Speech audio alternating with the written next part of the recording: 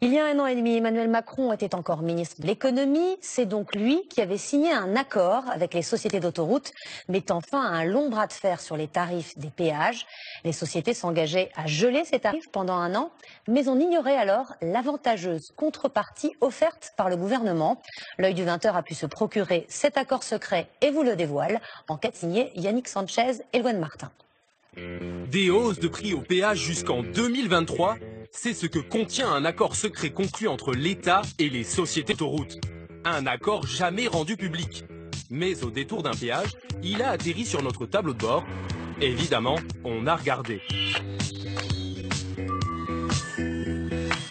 En 2015, Emmanuel Macron, ministre de l'économie, et Ségolène Royal, ministre de l'écologie, s'attaquent aux tarifs des péages. Vous souhaitez que les tarifs soient gelés? Je le souhaite. Je le souhaite pourquoi? Parce qu'il faut rendre aux automobilistes un peu de justice et d'équité tarifaire. Le gel des tarifs est acquis en 2015, donc je vous le confirme. Un gel des tarifs pour 2015, aussitôt attaqué en justice par les sociétés d'autoroutes. Après négociation avec leurs représentants, l'État finit par signer un accord. Une sortie de crise. Mais à quelles conditions ? À Grenoble, un ancien élu écologiste se bat pour le savoir. Depuis 2 ans, il demande la publication de cet accord. En 2016, le tribunal administratif lui donne raison. Il est enjoint au ministre de l'économie de communiquer à M. Avrier, dans un délai de 3 mois, l'accord conclu le 9 avril 2015 entre l'État et les sociétés d'autoroutes. Mais le ministre de l'économie refuse de communiquer l'accord et saisit le Conseil d'État. Cet accord, nous l'avons obtenu. On comprend mieux pourquoi il reste secret. Il est signé par Emmanuel Macron et Ségolène Royal. Voici ce que décrochent les sociétés d'autoroutes. Elles s'engagent à financer 3,2 milliards de travaux sur 10 ans.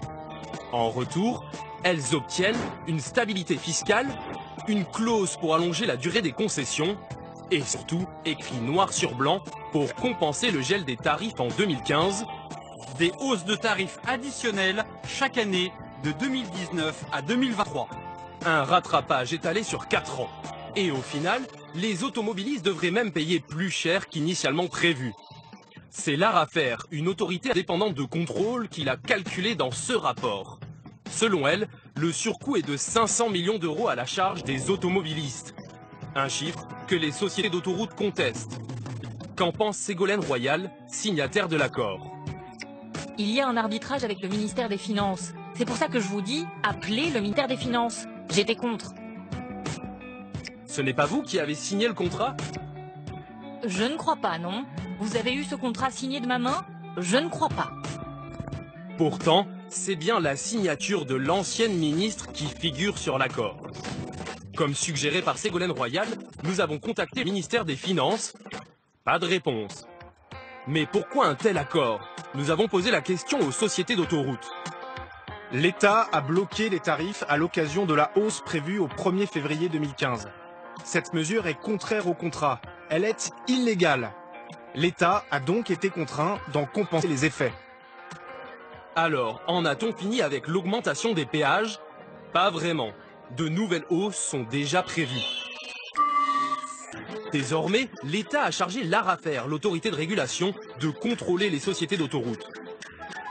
En janvier dernier, elles annoncent un plan de travaux de 803 millions d'euros sur l'ensemble du réseau. Des bretelles d'accès, de nouveaux péages, la rénovation d'aires de repos financée en majorité par devinez quoi, de nouvelles hausses de tarifs. Selon l'ARAFER, les coûts des travaux sont surestimés par les sociétés d'autoroutes. Voici ce que nous confie un des responsables. Sur les 100 millions d'euros, il y a 87 millions qui sont des opérations qui figuraient déjà dans les contrats initiaux.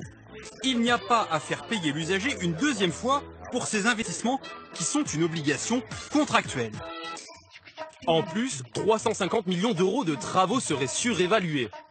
Prenons par exemple les aires de covoiturage. La société d'autoroute Paris-Normandie qui gère l'A13 évalue le coût de construction d'une place autour de 7 000 euros. Est-ce le bon prix?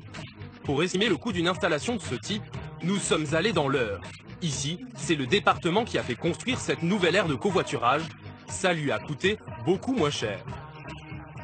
Certains endroits, vous avez des coûts à 2500 et d'autres à 3500. La moyenne sur l'ensemble de nos 400 places, 1,2 million pour 400 places, ça fait une moyenne à 3 000 euros la place. Nous avons contacté l'association des sociétés d'autoroutes.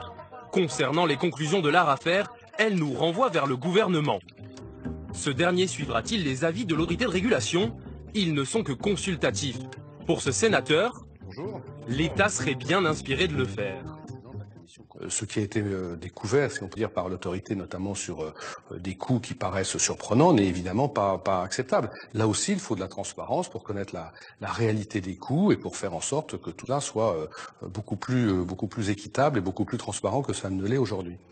Le ministère des Transports doit maintenant se prononcer. À lui de valider ou non le montant des travaux annoncés par les sociétés d'autoroutes. Nous l'avons contacté, sans succès.